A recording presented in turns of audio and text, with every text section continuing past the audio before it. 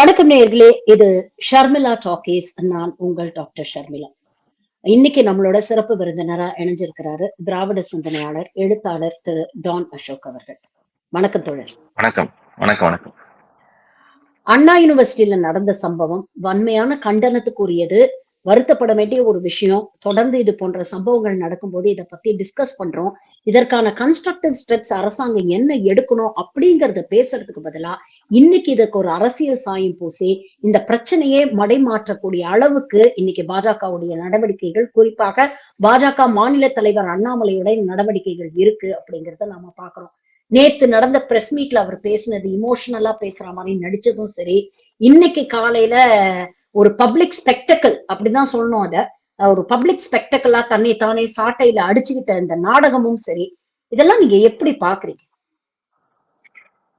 இது இது இது அதாவது ஒவ்வொரு முறை இதுக்கு மேல கேவலமா அண்ணாமலையால எதுவும் செய்ய முடியாதுன்னு நம்ம எல்லாம் நினைக்கும் பொழுது, அதை விட அதிகமா தன்னால் கேவலமா ஏதாவது செய்ய முடியும்னு அண்ணாமலை நம்மளை டிஸ்ப்ரூவ் பண்ணிக்கிட்டே இருக்கிறார். இதுதான் அண்ணாமலையோட ஒவ்வொரு கேவலத்துக்குன்னு ஒரு பெஞ்ச் மார்க் இருந்தா அதை அண்ணாமலையால தான் செட் பண்ண முடியும். அண்ணாமலையால தான் அதை உடைக்கவும் முடியுங்கிறதுக்கு இது ஒரு உதாரணம். முதல்ல இது எவ்வளவு தீவிரமான ஒரு இஷ்யூ. இன்னைக்கு இப்ப நீங்க போராட்டம் பண்றீங்க, ரோட மறிக்கிறீங்க, பஸ்ஸை நிறுத்துறீங்க, ஏதோ ஒண்ணு பண்றீங்க, சாலை மறியல் ஏதோ ஒண்ணு பண்றீங்கன்னா கூட பரவாயில்ல. ஆனால் இன்று கேலி கூத்தாக, நகைப்புக்குரியதாக மக்கள் எல்லோரும் சிரிக்கக்கூடிய வகையில் இப்ப சில பேரு கவன ஈர்ப்புக்காக கிரிக்கெட் மேட்ச்ல எல்லாம் பாத்திருக்கீங்களா? அம்மனமா ஓடுவாங்க கிரவுண்டுக்குள்ள. இது போன்ற ஒரு செயலாதான் இதை நான் பாக்குறேன். இது மடைமாற்றி தன் மீது எல்லாரு கவனமும் எப்படியோ ஏதோ ஒரு வகையில அது இந்த கல்யாண வீடா இருந்தா நான் தான் மாப்பிள்ளையா இருக்கணும், இளவு வீடா இருந்தா நான் தான் பணமா இருக்கணும்ன்ற ரேஞ்சுக்கு இன்று அந்த குற்றத்தில் இருந்த அந்த ஒரு அயோக்கியத்தனம், அந்த ஒரு குற்றத்தில் இருந்து அவ்வளவு ஒரு கொடூரத்தில் இருந்து கவனம் முழுவதும் இந்த ஆளு பக்கம் திரும்பி இருப்பது அவர் அந்த பெண்ணுக்கு செய்திருக்கிற ஒரு மிகப்பெரிய ஒரு துரோகம், அசிங்கமா தான் நான் பாக்குறேன். ஏற்கனவே இந்த அரியலூர்ல ஒரு மாணவி மத மாற்றத்தினாலதான் செத்தாங்கன்னு எடிட்டட் வீடியோவை போட்டு இன்றைக்கு அமித்ஷாவிடம் இருக்கும் சிபிஐயே அப்படிலாம் ஒன்றும் நடக்கலைன்னு இன்னைக்கு அறிக்கை கொடுத்திருக்கும் பொழுது, அடுத்தடுத்ததாக அண்ணாமலை இவ்வளவு கேவலமாக நடந்து கொண்டிருப்பது அதை எனக்கு அசிங்கமா திட்டு. நான் இதுவரையும் சீமான் தான் கேவலமான ஒரு மனிதன் தமிழக அரசியல்னு நினைச்சுக்கிட்டு இருந்தேன். அதை விடவும் பல மடங்கு அண்ணாமலை கீழ்த்தரமாக போயிட்டு இருக்கிறாருன்றதுதான் இது காட்டுது. ஆனால் ஒன்றை மக்கள் புரிந்து கொள்ள வேண்டும். இது வெறும் கோமாளித்தனம் மட்டுமல்ல, அயோக்கியத்தனமும் கூட, மகா அயோக்கியத்தனமும் கூடங்கிறத மக்கள் கண்டிப்பாக ஞாபகம் வச்சு. கண்டிப்பா நீங்க சொன்னதுல இன்னொரு விஷயமும் கேட்கணும். திமுக ஆட்சியில இருந்து இறக்குற வரைக்கும் நான் செருப்பு போட மாட்டேன் அப்படிங்கிற ஒரு விஷயத்த சொல்றாரு. அதை கேட்டோன்னா நிறைய பேர் அதை சிரிச்சு கடந்து போயிட்டாங்க. அப்படின்னா இனி வாழ்க்கை பூரா நீங்க செருப்பு போட மாட்டீங்க அப்படின்னு சொல்லிட்டு போயிட்டாங்க. ஆனா அந்த செருப்புக்கு பின்னால எவ்வளவு பெரிய ஒரு ஆழ்ந்த அரசியல் இருக்கு அப்படிங்கறத நிறைய பேர் யோசிச்சு பார்க்க மாட்டேங்கிறாங்க. ஒரு சமூகம் இந்த செருப்பு போடணுங்கிறதுக்காகவே எவ்வளவு காலமாக போராடி இருக்கிறாங்க. அந்த வரலாறு அந்த செருப்புகள் சொல்லும் அப்படிங்கிற ஒரு விஷயத்த அவங்க உணரவே மாட்டேங்கிறாங்க. இது போன்ற அந்த மனநிலை ஒரு ஒரு வலதுசாரி சிந்தனை இருக்கக்கூடிய, ஒரு ஆதிக்க மனநிலை இருக்கக்கூடிய, ஒரு படிநிலைப்படுத்தப்பட்ட அந்த சாதிய கட்டமைப்பில் நம்பிக்கை இருக்கக்கூடியவர்கள்லாம் இது போன்ற விஷயங்கள் பேச முடியும் அப்படிங்கிறது என்னுடைய கருத்து. நீங்க உங்களுக்கு என்ன தோணுச்சு? இல்ல, இது எல்லாமே அண்ணாமலைக்கு புரிஞ்சிருந்தா அண்ணாமலை கண்டிப்பா இந்த பக்கம் இருந்திருப்பாரு. முதல்ல நீங்க அந்த ஒரு பிரஸ் மீட்டே அவருடைய அரசியல் அறிவு என்பது எவ்வளவு கேவலமாக மகா மட்டமாக இருக்கிறது நம்ம பார்க்கணும். என்ன எப்ப பார்த்தாலும் வடக்கு தெற்கு வடக்கு தெற்குன்னா என்ன என்ன நீ கத்துனா அது நியாயமா? இன்னைக்கு வரைக்கும் என்ன அயக்கத்தனம் பண்ணிட்டு இருக்கீங்க? வடக்குக்கு தெற்குல இருந்து புடுங்கி வடக்குல கொடுத்துட்டு இருக்கீங்க. டேட்டான்னு பேசுறல, வாய்க்கிலேயே டேட்டா பேசுறல. என்னைக்காவது உண்மையான டேட்டாவை பார்த்திருக்கியா? உண்மையான டேட்டானா உனக்கு என்னன்னு தெரியுமா?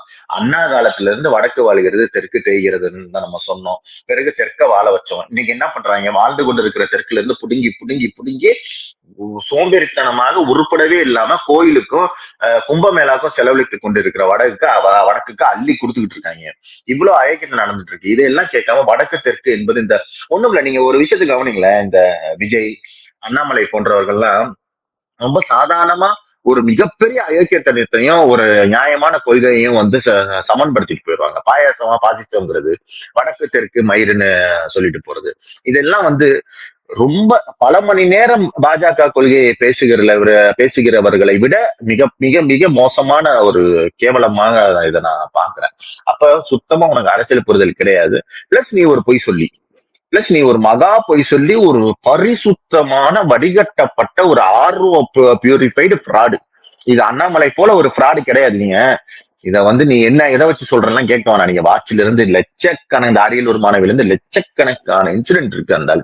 அப்ப இதையெல்லாம் எடுத்து வச்சு பார்த்தா இது ஏதோ திருப்பி ஏதோ ஒரு திருட்டுத்தனம், எவனோ செருப்பு போட வேணாம்னு சொல்லியிருக்கான், இல்ல ஏதோ ஒரு பின்கதை இருக்குமே தவிர இது செருப்பு போட மாட்டேன்னு தமிழ்நாட்டுல சொல்றது எவ்வளவு ஒரு கேவலமான ஒரு அயோக்கியத்தனமான விஷயம். அதை விட இந்த சாட்டையால அடிச்சுக்கிறதெல்லாம் எனக்கு தெரிஞ்சு எனக்கு எனக்கு ஒரு அசம்ஷன் இருக்கு. ஒரு ஒரு ஒரு நான் யூகிக்கிறேன் என்னன்னா, இந்த ஆளு செய்யும் வேலைகளால தமிழகத்தில் பாஜக வீழ்ந்து கொண்டிருக்கிறது. அது நம்மளை போன்ற ஆட்களுக்கு தெரியும். ஆனா தமிழ்நாட்டுல இருக்கிற பாஜக காரங்க என்ன நினைக்கிறாங்கன்னா, கட்சி வளருதோ இல்லையோ ஒருத்தன் ஒருத்தன் பாஜக ஐடென்டிட்டியில கத்திக்கிட்டே இருக்கிறது அவங்களுக்கு சந்தோஷமா இருக்கு. தமிழ்நாட்டில் பாஜக காரர்கள் என்பதை விட அண்ணாமலை ஆதரவாளருங்கிற ஒரு ஒரு ஒரு மோசகரமான கும்பல் வளர்ந்திருக்கிறது. இதுதான் தமிழ்நாட்டில் இருக்கிற நிலவரம். இப்ப மத்தியில் இருக்கிற பாஜக காரர்கள் அண்ணாமலையை மாற்ற நினைக்கும் போது என்ன நீ எப்படி மாத்துவ பாரு, நான் இங்க என்னெல்லாம் டிராமா பண்றேன் பாருன்னு அவர்களுக்கு பாஜக தலைமைக்கு இந்த ஆளு ஒரு நெருக்கடியை கொடுக்கிறாரோங்கிறது தான் நான் அசியூம் பண்ற ஒரு விஷயமா நான் பாக்குறேன். இந்த நாடகம், இந்த போராட்டம் எல்லாம் ஏன்னா இந்த நேரத்துல தூக்குனா தமிழகத்துல இருக்கிற பாஜக காரன் என்ன நினைப்பான், நமக்காக எவ்வளவு போராடுறாரு, அவரை போய் தூக்கிட்டாங்களே மோடி அமித்ஷாவும் நினைப்பாங்க. சோ இந்த மாதிரியான ஒரு மறைமுக அழுத்தத்தை, ஏன்னா இப்ப சமீபத்துல வந்த செய்தி கூட அமித்ஷா நேரடியாகவே செருப்பால் அடிப்பேன் ஒண்ணுன்னு அண்ணாமலையை சொன்னதாக ஒரு செய்தியும் வந்துச்சு. அதனால் கூட செருப்பை கழட்டிட்டு அலைகிறாரா, செருப்பின் மீது கோவமா என்னன்னு எனக்கு தெரியல. அதெல்லாம் ஆனா இதெல்லாம் அசம்ஷன். பட் இது பாஜக என்பதால் உண்மையாக இருப்பதற்கு தான் 99% வாய்ப்பு இருக்கு. நம்ம காலங்காலமா பேசிட்டு இருக்கோம், ஒடுக்கப்பட்ட மக்களை முன்னேறணும், ஒரு சமூகம் முன்னேறணும்னா அதுக்கு முக்கியமான ஆயுதம் கல்விதான். அந்த கல்வியை கொண்டு போய் எல்லாருக்கும் சேர்க்கணும். அந்த கல்விதான் பகுத்தறிவை வளர்க்கும். அந்த கல்விதான் பல விஷயங்களை கேள்வி கேட்க தூண்டும். அப்படிங்கிற விஷயங்கள் கல்விதான் மாற்றத்தை கொண்டு வரும். ஒரு அதிகாரத்துக்கு நம்ம வரணும் அப்படிங்கிற ஒரு அமைப்பாய் திரளக்கூடிய ஒரு விஷயத்த பண்ணும் அப்படின்னு. ஆனா அண்ணாமலை போன்றவர்கள் படிச்சுட்டும் இவ்வளவு முட்டாளா இருக்கிறாங்களே அப்படிங்கிற ஒரு கேள்வி எனக்கு வருது. நேத்து பாத்தீங்கன்னா பிரஸ் மீட்ல இவருடைய எக்ஸ் ஐபிஎஸ் ஆபீசர்னு சொல்றாங்க. இவர் ஐபிஎஸ்ல என்ன படிச்சாரு அப்படிங்கிறது தெரியல. நான் மட்டும் இந்த கேஸ்ல இன்வெஸ்டிகேஷன் ஆபீசரா இருந்திருந்தா இந்த ஞானசேகரன் அங்கேயே சுட்டு தள்ளியிருப்பேன் அப்படின்னு பேசுறாரு. இதெல்லாம் என்ன ஆரோக்கியமான ஒரு பேச்சு? இன்னொரு மேடையில பாத்தீங்கன்னா நீங்க சொல்றாரு, என்னுடைய தொண்டை ஒருத்தன் சொன்னான், இப்ப சொல்லு தம்பி, நான் போய் வெட்டிட்டு வரேன், கேஸ் வராம நீங்க பாத்துக்கங்க அப்படின்னு சொன்னான் அப்படின்னு பேசுறாரு. இது போன்ற விஷயங்கள் ஒரு எக்ஸ் ஐபிஎஸ் ஆபீசர் இப்படி வன்முறை தூண்டக்கூடிய விஷயங்கள் எல்லாம் பேசுறது எவ்வளவு அபத்தமா இருக்கு. இத பத்தி நீங்க பாத்தீங்களா அந்த பிரஸ் மீட்ட? இதுல ஒரு காமெடி, நீங்க ஃபர்ஸ்ட் ஹாஃப் விட்டுருங்க, செகண்ட் ஹாஃப்ல இந்த தொண்டன் சொன்னதை வச்சு நான் ஒரு காமெடி சொல்றேன். எப்படி இருக்காங்க பாருங்க. பாஜகல ஒரு இன்ஸ்டன்ஸ் நடந்துச்சு. திமுகல கலைஞரை கைது பண்ணப்ப கலைஞர் கைதுல இருந்து விடுதலை ஆகி பிரஸ் மீட் கொடுக்குறாரு. அப்ப அவர் என்ன சொல்றாரு, நான் எழுதிட்டே இருப்பேன், இன்னைக்கு இந்த கையை தூக்க முடியல அப்படின்றப்ப ஒரு தொண்டர் கத்துறாரு, தலைவா நீ எவன் மட்டும் சொல்லு தலைவா, வெட்டிட்டு உள்ள போறேன், உனக்காக உள்ள போறதுல என்ன தலைவான்னு கத்துனார். அப்படியே இங்க வாங்க, இந்த பாஜக தொண்டை பாருங்க, வெற்ற தம்பி, கேஸ் வராம பாத்துக்க. எப்படி எப்படி சூப்பர்ல. அதாவது ஒரு கட்சிக்கோ ஒரு நாடக கம்பெனிக்குமான வித்தியாசத்தை பாத்தீங்களா? ஒரு கட்சிக்கும் ஒரு ஆர்கனைஸ்டு மாஃபியாக்குமான வித்தியாசத்தை பாத்தீங்க. இந்த ஆர்கனைஸ்டு மாஃபியா தான் கேஸ் வராம பாத்துக்க சொல்ற சொல்லுவாளா. இன்னைக்கு கூட பாத்தீங்கன்னா இவர் சாட்டையால அடிச்சுக்கிறாரு, ஓடி ஒருத்தர் அப்படியே கட்டி பிடிச்சுக்கிறாரு, வேண்டாம். ஏங்க பின்னாடி பாரத் மாதா கி ஜெய், வெற்றிவேல் வீரவேல் என்னென்னவோ கத்துறாங்க. சரி சுரிக்கிறான் தோழர், வாய மூடிட்டு ஒருத்தர் சுரிக்கிறான், தெரியுது. இல்லங்க, நீங்க எனக்கு அதை பார்க்கும் போது இந்த ஆலினால் அழகராஜால MS பாஸ்கர் டான்ஸ் ஆடு வரல ஆடியா, எனக்கு அதுதான் காலையில இருந்து அப்புறம் அந்த ஜோக்க வேற பார்த்தேன். எனக்கு இன்னொரு விஷயம் யோசிச்சு பாருங்க. இப்ப திமுக போராட்டத்தை அதிமுக காரன் பரப்புவானா? அதிமுக காரன் போராட்டத்தை திமுக காரன் பரப்புவானா? மாட்டான். ஆனா இன்னைக்கு காலையில இருந்து பாஜக போராட்டத்தை, அதாவது இந்த போராட்டத்தை, இந்த கேலிக்கூத்தான போராட்டத்தை பாஜக எதிர்ப்பாளர்கள் அனைவரும் அனைத்து குரூப்புகளையும் பரப்பி கொண்டிருக்கிறார்கள். அவ்வளவு பேர் சிரிச்சிட்டு இருக்காங்க. இவ்வளவு கேவலமான ஒரு போராட்டத்தை நீங்க இந்திய, அதாவது தமிழக அரசியல் வரலாற்றிலேயே இவ்வளவு வியர்டான, இவ்வளவு கேலிக்கூத்தான ஒரு இது நடந்ததே கிடையாது இந்த சம்பவம்.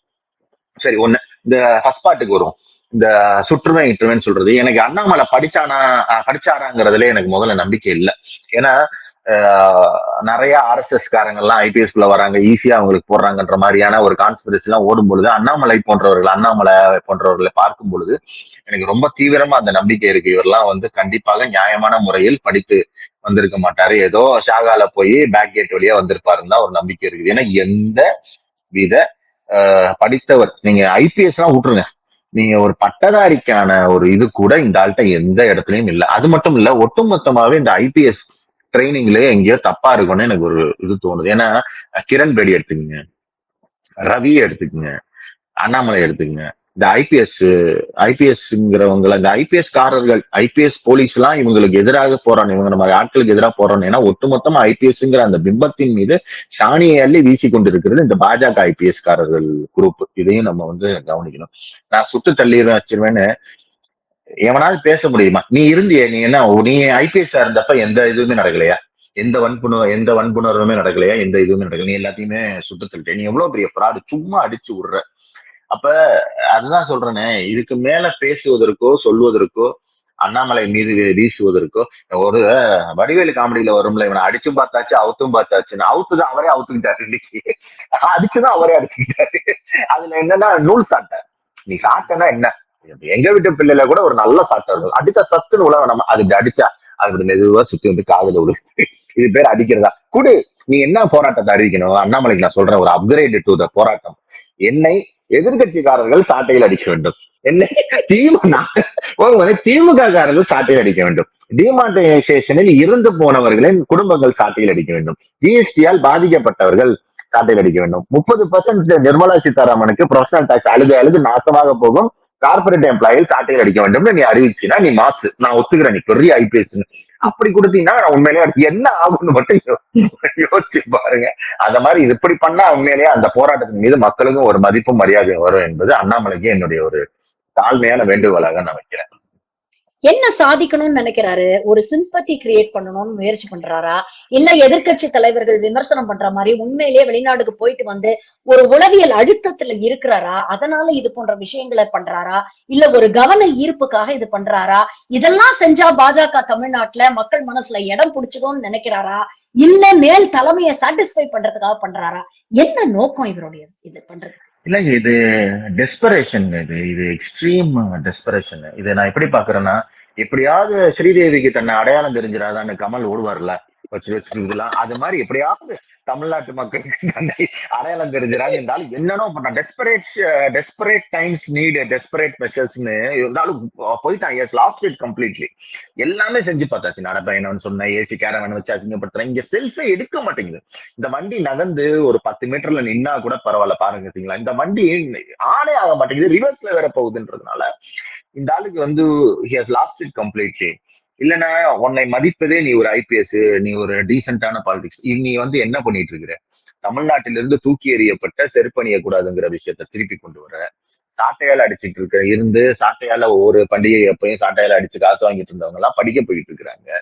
படிப்பதற்கு தமிழ்நாடு வந்து வசதி, அதை நீ ஒரு போராட்டமா செஞ்சுக்கிட்டு இருக்கிற, உனக்கு என்னன்னே தெரியல, உனக்கு என்ன பண்றதுன்னே புரியல. நீ அதான் எக்ஸாக்டா நீங்க பொருத்தி பாத்தீங்கன்னா அந்த 3ஆம் பிறை கமல் தான் கடைசியில வந்து இப்படி பண்ணிட்டு கடைசி வரைக்கும் ஸ்ரீதேவி உன்னை பார்க்காது, ஸ்ரீதேவிக்கு ஒண்ணு அடையாளம் தெரியாது, நீ ரயில்வே ஸ்டேஷன்லயே உட்கார்ந்து இருக்க வேண்டியதான் அப்படிங்கிறதா அண்ணாமலைக்கு நாம் சொல்லிக் கொள்ளக்கூடிய ஒரே ஒரு கருத்து. பல விஷயங்களை இன்னைக்கு எங்களோட பகிர்ந்துகிட்டீங்க. நேரத்துக்கும் கருத்துக்களுக்கும் மிக்க நன்றி. Thank you very much. நன்றி.